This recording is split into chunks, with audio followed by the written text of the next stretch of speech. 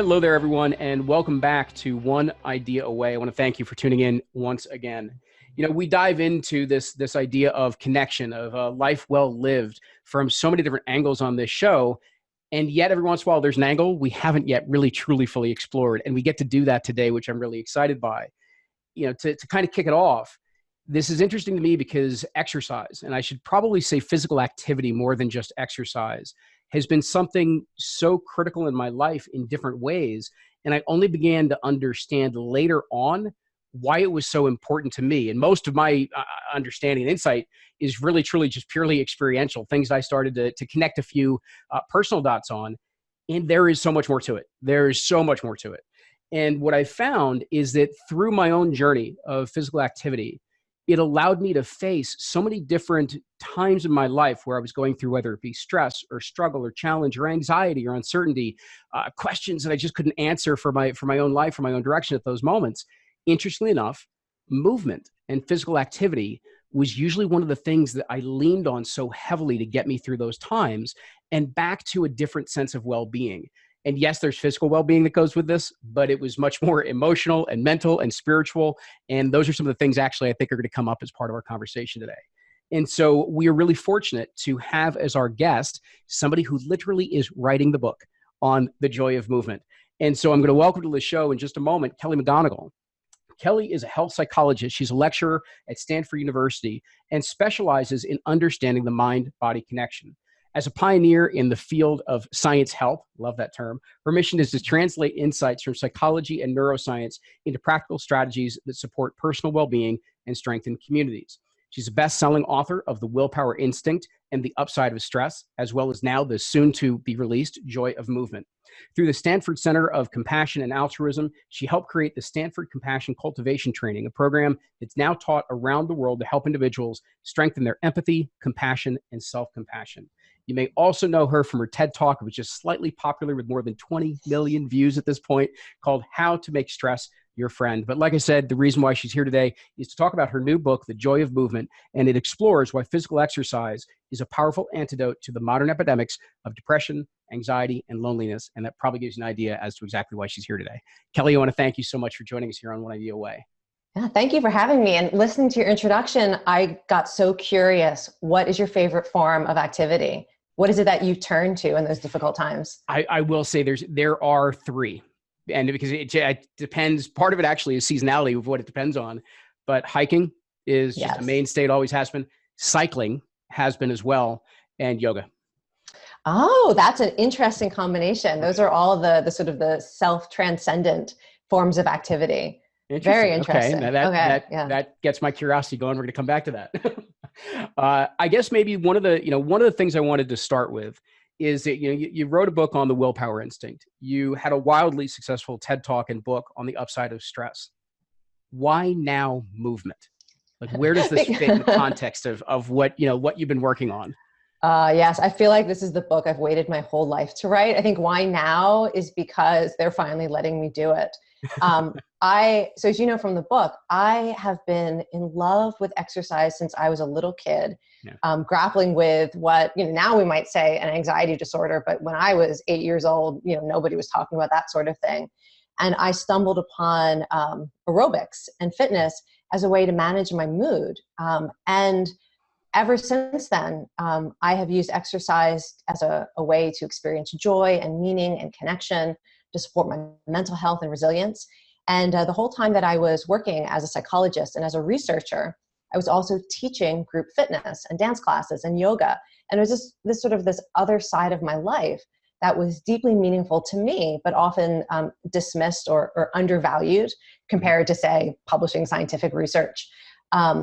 And I am so excited now that, there's so much research on the benefits of movement for psychological health, and especially for social connection and meaning and purpose. I mean, we're not just talking about preventing heart disease here, although that's a lovely side effect.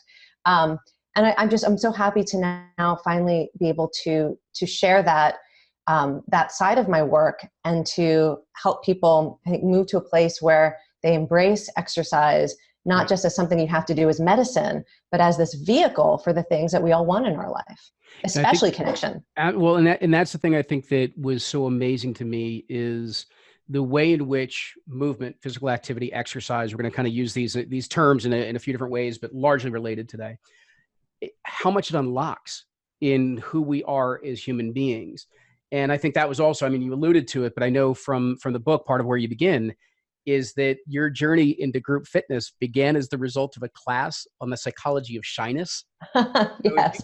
I'm curious if you could just connect a little bit of that, because again, I think this tells so much of the story of what movement unlocks. Yeah, it's funny. So after my first year of graduate school, which was incredibly stressful and difficult, and I was trying to decide what to do with my life, I took a class on the psychology of shyness, which was really, I think they were using the word shyness to draw in people who deal with anxiety and maybe introversion. Yeah. But it was a class where they gave us a project, which was to figure out something that we really wanted to do, but we weren't doing it because we were scared. Yeah. And for some people, it was making friends. For some people, maybe it was, romantic relationship. I don't remember what everyone else was doing, but I thought, I've had this calling to want to teach fitness since I was a little girl doing leg lifts in the living room and, watching exercise videos. And I felt that calling. And for many reasons, I was terrified of auditioning. I was terrified of putting myself out there, standing in front of a room and telling people what to do and having them all look at you while, you're lifting your legs. And so I used that course as an opportunity to say, okay, this matters. And it was one of my first actual opportunities to practice choosing courage over comfort, avoiding discomfort, which has actually become one of the main themes, I think, of my work and my life when things are going well. And so by the end of that summer, I had become certified as a group fitness instructor and auditioned to teach at the Stanford Aerobics and Yoga program. And what was amazing is, as you said, I used a lot of what I'd learned in physical activity to help me choose courage over comfort. Anyone who's watching or listening to this and has any kind of exercise experience knows it's a constant practice of choosing what you want over immediate comfort. I mean, even something that's supposedly as relaxing as yoga, you're like, this pose hurts, but wait, it's interesting. I feel powerful, even though it's challenging to hold this balance, or this stretch is painful, but wait, I feel something releasing. Running, hiking, swimming, dancing. It's always about choosing something that is more interesting, more vital than choosing whatever is easiest and most comfortable in this moment. So I learned a lot of that from exercise, and it allowed me to get through the anxiety of auditioning.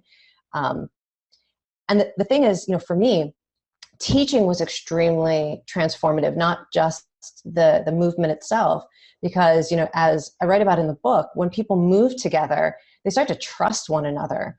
And you can really see this in group exercise classes where people are moving in synchrony. And I was teaching yoga, flow yoga, and dance classes where everyone's moving and breathing and sweating together. And what I didn't realize at the time is that that's unlocking this neurobiology of trust that was changing the way I was perceived. And I'd never really had that experience before. I started teaching movement when I was in my early 20s, and I hadn't had a lot of experience being in a room where everyone trusted me and everyone liked me. And, for someone who deals with anxiety, it was radical to know there was a space I could walk into and suddenly be accepted and welcomed. And I think a lot of people find that in a movement community. It just is amplified when you're the one teaching, because people, do so much projection onto you because you're the one that they're looking at most of the time. Yeah. So you just laid out a couple of different paths we can go down. So I'm picking one right now. We're gonna stay with this one at the moment.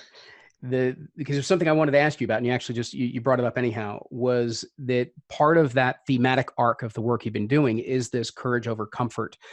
Sort of, if I use that as the one phrase that I pulled out, you used several.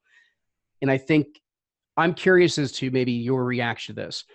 One of the reasons why I found such importance in the work that you're doing right now, specifically around movement and that idea of courage over comfort, I think speaks to something that is very challenging going on in society at the moment, because there is so much that is coming at us. There is so much chaos that is going on that we want to pull back. We'd rather retreat and find whatever form of safety or security we can find at the moment. And it is something that is creating extraordinary amounts of disconnection and otherness and any number of other things we want to attach to it. And I'm just kind of curious what maybe your thoughts are, what your reaction or insights are in hearing that, because that to me is something that spoke very clearly in the work that you're sharing as part of Joy of Movement. Yeah, and this has been a huge theme in my work, from the beginning. One of the reasons people turn to addictions is because they're trying to numb out things they don't want to feel or things they don't want to deal with. One of the reasons people try to avoid stress is because they're terrified of being overwhelmed by all the things that are going on in the world. And, I often think about something that one of my meditation teachers talked about, Pema Chodron. People may know her. She's a very famous Buddhist teacher. Yeah. And I remember a talk she gave once where she was explaining how it's so natural to want to make everything comfortable around you. And it's so easy to give into that instinct to make the temperature exactly what you want and, make sure that you have just the right people in your space and it's just the right ambient lighting. And, all these analogies, you're making these choices to get the space that you want closer and closer to what is just comfortable, most easy for you in this moment. But that as you do that, you have to start making your space smaller and smaller. And she talks about how it's like not really safe to be out in the world then because you can't control all those things. So you have to be at home. But then at home, there's all the noise and maybe there are guests you don't want to deal with. So you go into your bedroom and then into your closet and then into this cocoon because you basically are shrinking what is acceptable as you try to choose comfort and control. And eventually what started out as trying to be like a cocoon to just feel safe and warm becomes a coffin. Yeah. And you are disengaged from all of the things that bring meaning and opportunity and growth and learning and connection in life. And I have often thought about that analogy, this idea, because, that instinct to want to cocoon yourself off when the world is chaos and you can't control things and you've got your own personal crises going on at the same time, to look for that thing that's going to feel like a snuggie. I don't know. But that to realize that when you're making choices like that, it turns on you and becomes like a coffin. Yeah. Where you are literally disconnected from life. And that's been a super important lesson for me to try to apply in so many areas of my life. Because, some people don't have that issue. Some people have a nervous system that can cope with anything. They're like Teflon. It's like they've got armor. I'm not one of those people. Yeah. I think a lot of people don't feel like one of those people. And so we have to find a different way of being in the world that keep some of our vulnerability and some of our openness to being affected by life, which can be a real strength. But to feel like we're meeting that with these strengths. And movement is one of the ways we cultivate that awareness of ourselves as someone who can do difficult things, who persists in the face of challenges, who can endure more than maybe we thought we could, and also can rely on the support of others and community. And that was one of the key themes, you mentioned some of the activities you like to do. When I started to talk to people who do activities that are really outside my own world, like the world of ultra endurance sports, where these people are doing multiple triathlons and to me, insane physical feats. And to see how much of it was an exercise in interdependence, not just an exercise in pushing through to find your own capacity, but to really see what humans are capable of when they're doing it together, when you have a support team, when there are people who will care for you when you're exhausted and depleted and hurt and injured. That's really when humans do remarkable things. I feel like there's so many amazing metaphors through movement. Yeah. And, human beings are designed to learn from metaphors and take that into other challenges. And that's another reason. I mean, we haven't even talked about the neurobiology yet, but you've like movement as a metaphor that gives us a way of understanding our life experiences.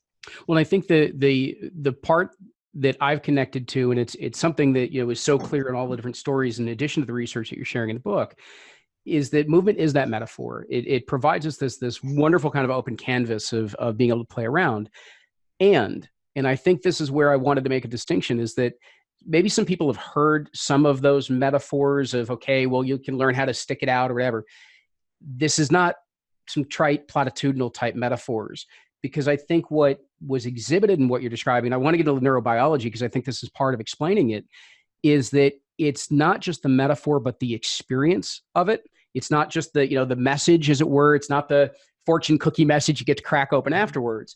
When you live that experience, when you embody that experience, it takes on a completely different meaning. Yeah. And I think that's what was highlighted, is that those meanings, but actually then backed up by the neurobiology that's there, that there's something much deeper going on. Well, can we talk about proprioception, like how we make meaning, how we understand who we are? Yeah. This is something that I actually learned this early in my yoga teacher training days. And when I was trying to train other yoga teachers, I got really interested in the neuroscience of the self. How do we know who we are? And you particularly see this in clinical disorders where people lose the ability to sense their own bodies moving in space. Mm-hmm. And there are a number of disorders that can lead to that, where you might be moving your arm and flexing muscles, but it doesn't really feel like it's your arm, and you can't necessarily sense what is happening. And it turns out that how we think about ourselves and how we know who we are is so intimately connected to the feedback we are getting from our bodies all the time, from sensory receptors that are in our muscles and our joints and our connective tissues and our viscera, our heart and our lungs and our gut. And our brain is constantly narrating what that information we're getting from the body. So if you are moving fast, let's say you are running, and your body senses your heart pumping, it will craft a story about who you are that might be, I am free, I am powerful, I am moving forward. And again, these things, it sounds like a metaphor, I'm moving forward, but your brain is actually sensing that in your body. I wrote in the book about this one woman I talked to who was literally planning to take her own life. And then she went to the gym, like one last workout, crazy. She did a deadlift. She lifted more weight than she had ever lifted in her life. And she felt so strong. She literally sensed her own strength. And she decided she didn't want to take her life because she sensed herself as so much more capable than she had realized she was. And there's something about physical sensations of movement, whether it's moving with grace or whether it's cooperating with others, that we start to craft a narrative of who we are that is so much harder to be challenged by criticism of others or a single setback that you might experience at work or in reaching a goal, that your brain knows who you are because your body is telling you. And it can be such a powerful resource.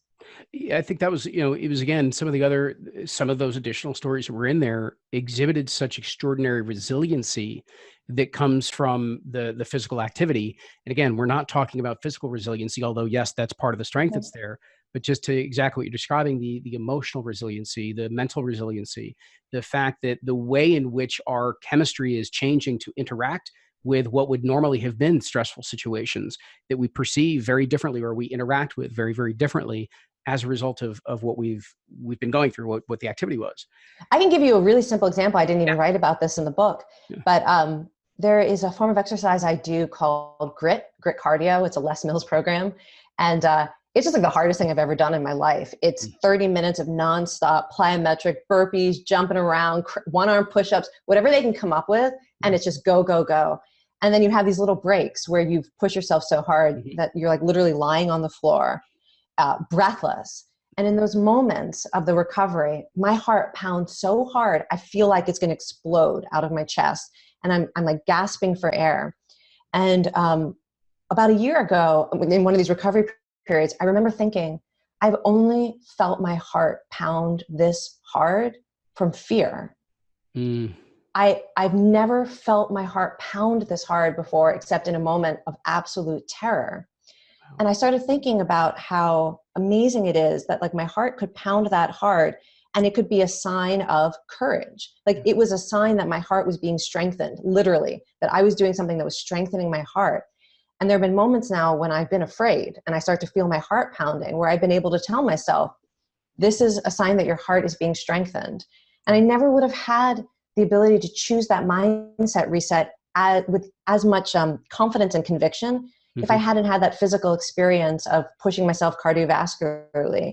And it's the way that these experiences tie into our sense of what's possible and how we experience ourselves as physical creatures. It's this whole other dimension of resilience. It is. And even just the way that you describe that, tying it back to a bit of what you're even describing from some of the lessons from Pema Chodron, is that when we have that reference point to look at discomfort differently, so that discomfort is no longer something that's causing us pain or having us shrink away from or what have you. We don't need to keep ourselves safe in that moment, not talking about physical harm. And instead, we view those moments, the pulse quickening, our heartbeat thumping, the little bit of the sweaty palms going, and it means something so different to us now. And certainly you've covered a lot of that on the upside of stress. That's a different conversation, but it's amazing to me the connectivity that's there with movement and with activity. And I guess that's one of the phrases I wanted to come back to was neurobiology of trust, because you experienced one and you started to highlight a little bit of that from a group standpoint, but it's also there's neurobiology of trust of self, that's developed within Yes. the exercise and fitness and movement as well. Yeah, well, so let's talk a little bit about what happens in your brain when you exercise. Yeah. We can go for the ones that are most generic, and what that has to do with connection. So one of the chapters I write about the runner's high, and everyone thinks the runner's high is pure endorphins. But it turns out that when you're physically active at a moderate intensity for, like, let's say 20 minutes, basically anything that you would define as a workout, Mm-hmm. the brain starts to increase levels of endocannabinoids as well as endorphins. And endocannabinoids are a really interesting neurochemical. They're the same ones that cannabis mimics. Mm-hmm. Endocannabinoids are not there just to make you feel good, but they increase your ability to connect with others and to derive pleasure from connection. So they enhance the pleasure you take from play. They enhance the pleasure you take from cooperating with others. They enhance the pleasure that you get from physical contact with others. And this seems to be the primary neurochemical basis for the runner's high, or I call it the persistence high, because Mm-hmm. you don't need to run. You can do any form of activity where you're just doing something a little bit hard, and you don't quit after the first 10 minutes. That what we think of as the runner's high is basically, it's a neurobiological state that is priming you to connect with others while also making you feel good in the moment, reducing some pain and improving your mood. But anthropologists think this goes all the way back to when we were hunters and gatherers, and we had to persist. We had to walk and hike and run. Early humans had to walk and hike and run to get the food they required to feed themselves and their families and their tribe. And the idea is that we evolved this adaptation where if we were out there hiking, looking for food, or chasing down animals, that our brains would put us in a state that not only makes it less uncomfortable, so it actually kind of feels good to be out there chasing the animal or hiking to find a new source of food. It feels good, but also it makes sure that we're willing to share that food with our family and our tribe, that it's enhancing our ability to come back together and then share all of the things that we've collected to become a group that thrives together, rather than the sort of independent, like, I'm a human being, I feed myself first. I think that's fascinating that now you can experience that same neurobiology anytime you're physically active. Yeah. And it's why so many people experience better social relationships when they're active, because you could go for a run or go to the gym and come back primed in a neurobiological state where you're going to be a better spouse, a better manager. You are in a state that allows you to connect with others and enjoy that more. And if you exercise with other people, that relationship is the benefit of that neurobiology. So if you go for a walk with someone, go for a walking meeting, or you go to a group class where you're working out with someone, or you're playing with your kids, or playing with your dog, because dogs apparently get the same kind of neurobiological runner's high when they're active, that you're actually bonding in a way that is more chemically potent than if you were to, say, watch Netflix together. Yeah. One of the other things, and you connected that runner's high to, was a helper's high that is also experienced. And I was wondering if you could share a little bit about that. I have tons of stories for myself around that, but it led to some really interesting things that people were using to motivate themselves to keep up with running and everything else, which I just thought was fascinating. But you can tie that helper's high into this picture as well. Yeah, well, so as you mentioned in the introduction, part of my research has been looking at how to strengthen compassion and empathy. And people who study the neurobiology of compassion and empathy recognize that one of the things that motivates us to help others is that when we help others, we get this little high. And neurochemically, it looks a lot like the runner's high. You see the same kind of dopamine and endorphins and endocannabinoids that allow us to feel not just good in the moment, but that strengthens our relationships with whoever it is that we've helped. And so, I came across this group in England, actually they're throughout the whole UK now, where they decided to put together the runner's high and the helper's high. It's a program called Good Gym, and I just love this group so much. They form these little running packs within communities, within neighborhoods, where you meet up at a place, you get a mission. Let's say you're going to go and prepare beds at a homeless shelter and then cook a meal for the people who are temporarily homeless. So you get your mission, you run there, you do that together, you help people in your community while also bonding with the people that you just ran a couple miles with. So like you're using the running to get in that state where it's going to feel even better to help and give back. And it's going to be even easier to connect with the people that you're doing that activity with. And then you get there and you're doing the helping and the cooperating. and you're getting that extra helper's high that's going to then enhance the runner's high when you go and run back to where you started. And it's this amazing system. When I talk to people who are part of this program, the depth of the relationships that they form is incredible. And also their sense of belonging in their community. I mean, think you're doing two things at once. You are moving with community, and you're also contributing to community. And those are two things that deeply enhance a sense of belonging. I really want to see that program developed in the United States. Part of my mission with this book is to try to promote that model and see if we can get more of that happening in other communities, because of how meaningful it's been to the people I talk to who participate in it.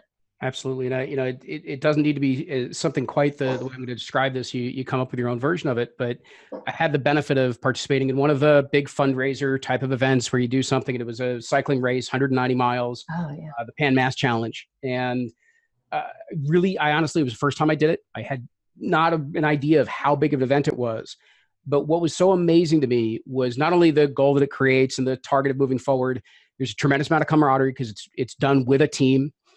And as you're going along, specific to this race, 190 something miles, about every quarter mile, there are people standing with signs thanking you for what you're doing, because it's a huge fundraiser, one of the largest in the country, that's done specifically to benefit cancer research. And so it's this extraordinary thing that comes together, and there is a whole community that is now around it, starting from 40 years ago to now, where it's thousands and thousands and tens of thousands, I should say, people at this point. Really extraordinary. So I'd encourage everybody, find whatever your style of it, whether it's walking, whether it's running, whether it's cycling, whatever it is, find something that connects not just what you're doing, but what you're doing it for. And yes, I love this. Such a beautiful, experience. There's this idea called we agency, which is the sense of empowerment that people experience when they move physically with other people in service of some larger goal. And so, walkathons, cycling events like you described. I participated in a 24-hour dance marathon. That was pretty amazing. But one of the reasons that we do these things is because when we move together as a collective, and we know that it's in service of some larger goal, whether it's raising funds or raising awareness, supporting our own communities, maybe honoring the life of someone, that when we do that as a collective, it triggers this whole neurobiological experience that seems to be built into how humans evolved, that includes an endorphin rush, that gives us a sense of hope about what is possible. It's such an antidote to the kind of overwhelm and despair we often feel when we think about diseases, or we think about violence, or we think about loss and grief, whatever these huge issues are that we deal with. Moving together is one of the ways to maintain hope. And I want to encourage people, like, let's say you're someone who's never going to do that walkathon. Those people with the signs who are cheering you on play just as important a role. And also, being one of those people can be an amazing experience, because you experience this moral elevation of getting to witness people who are putting their bodies on the line, who are demonstrating their commitment. And that, again, that comes back to this idea of interdependence. So many wonderful things about movement communities is that you don't always have to be the one doing the hardest thing. You can be the volunteer who's handing out the race bibs, or high-fiving people as they cross the finish line. Sometimes that's your role. And sometimes you're going to be the one who decides to go out there and run or do the hard thing. But it's a great model for thinking about how we exist in life as well. Yeah, and I appreciate you saying that, because there's so many ways to participate in those types of events, those types of activities. It's not just being in the race. There's just so many ways to be part of it, and the community that comes from it is really extraordinary. It's something I wanted to come back to, because one of you say this in a couple different ways, but I want to just point it out this way. There seems to be a lot of wiring that we have as human beings that predisposes us to connection and cooperation. And what I would like to try and reconcile that with, and this is kind of, maybe a big question for Olia, how much time we have, but how we reconcile that part of who we are with this other part of us that is very stress, threat, separation oriented for the sake of survival or whatever instincts we want to attach it to. And I'm wondering if you could just speak to how we reconcile this. Like, these are two completely different aspects of who we are. We know kind of where one has been leading, not working out great. We know this other could lead somewhere else, but we really don't understand how it relates to us at this time. Yeah, it's funny. This has probably been the main theme of all the work that I've done, this competition of instincts or this competition of selves. It goes all the way back to when I first started out talking about willpower challenges and why is it that sometimes we eat the thing that's not healthy and sometimes we decide to choose the thing that's healthy. Yeah. Is that there are these two parts of us. There's a part of us that is always interested in immediate gratification and immediate survival and avoiding discomfort, and also tends to think of the self as sort of narrowly defined as possible in this boundary, my skin in this present moment.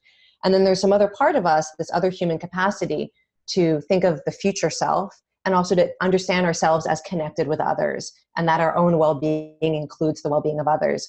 And humans have both, and we need both. And in different moments, those different selves are going to be called on to help us survive as individuals and as communities. And you see the same thing whether you're choosing compassion or you're choosing hate or negligence, or whether you're choosing to trust and cooperate or choosing to look out for yourself only. Yeah. And I think the way that I reconcile it is to understand, first of all, that it's 100% human to have both and not to be naive. Sometimes I talk to people, particularly in the contemplative communities, where it's like, oh, our true state is pure compassion and everything else is just, you got the wrong message when you were 5, but we can fix that.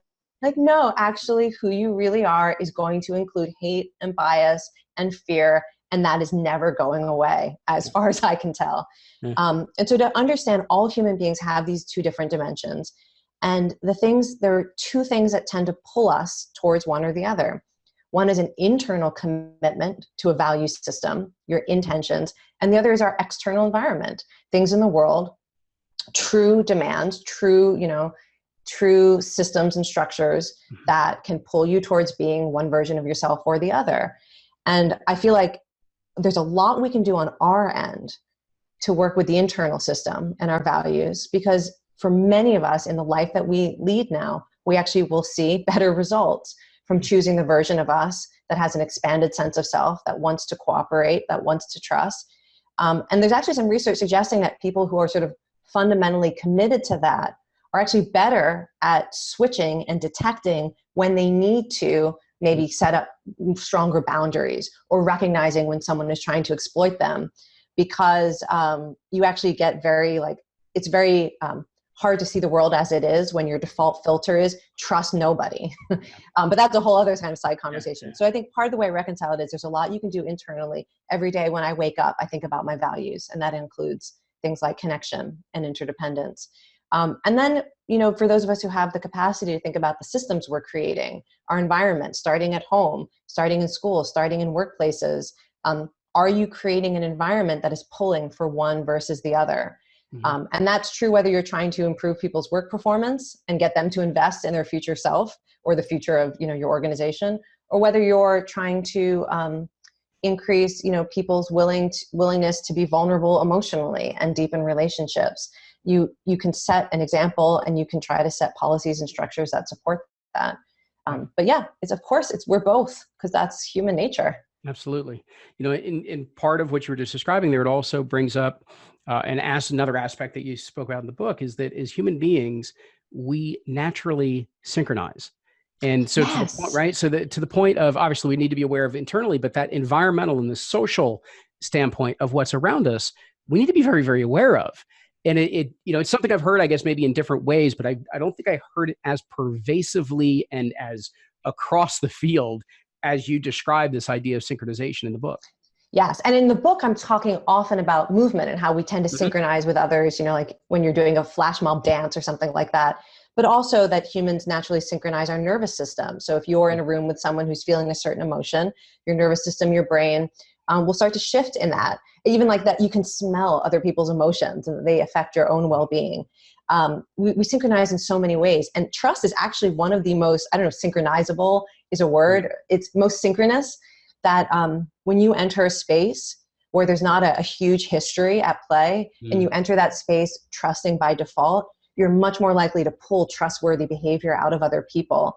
And I feel like that's a lot of what intention is about. That, every day when we're entering situations where there's not a ton of existing history and information, and we know that every human being, other than sociopaths, are going to have these multiple ways of being, we can pull out of others the thing that we are most interested in strengthening and cultivating by how we choose to see them and what we choose to offer ourselves. And that is, I'm so glad that you connected that to the idea of synchronicity, because it's another example of how what we witness through movement is really what we're witnessing is just an aspect of what it means to be human.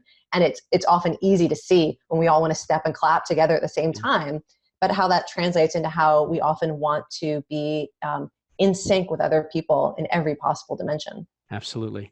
And so I guess just before we begin to wrap things up, there was just one last thing I'd love to just see where you go with this. You just used a very simple phrase in the book of let yourself be moved. Yeah. And this is one of those things that I see when we're trying to step into this side of ourselves, when we feel that beat, that rhythm, whether it be true movement or music or emotional or nervous system or otherwise. Some of us, again, will lean away from that because we're not sure how to interpret it or what it should mean, instead of just let yourself be moved. Yes. I'm just curious what you can share with us, because I'd love to see many other people allow themselves to be moved, whether that's physically, emotionally, or otherwise. I love that you picked up that phrase. It was actually one of the titles I was trying to lobby my publisher for, because one of the things that when I was writing this book, the thing that was so different than other books that I've written is I often found myself crying during the interviews because I was so moved by what people were telling me, which is weird because I've written books where I'm interviewing people about some very moving topics. Yeah. But for this one, people were talking about what rowing meant to them, or how their running club had supported them, or how they feel about themselves when they're in a dance class. And they'd be crying and I would start crying, and I was so moved by it. And I started to explore the research on something that psychologists call kama mutta. It's a Kamamuta. And it's a word that describes all of the positive emotions where we feel what we would say we feel moved. It includes awe, it includes compassion, it includes wonder, it includes self-transcendence. And that I feel like these are peak experiences, and it may be the best part of our humanity, to be able to witness things in others, witness things in our environment, and to let the world call forward in us the desire to cooperate or to synchronize or to push ourselves or to test our own strength.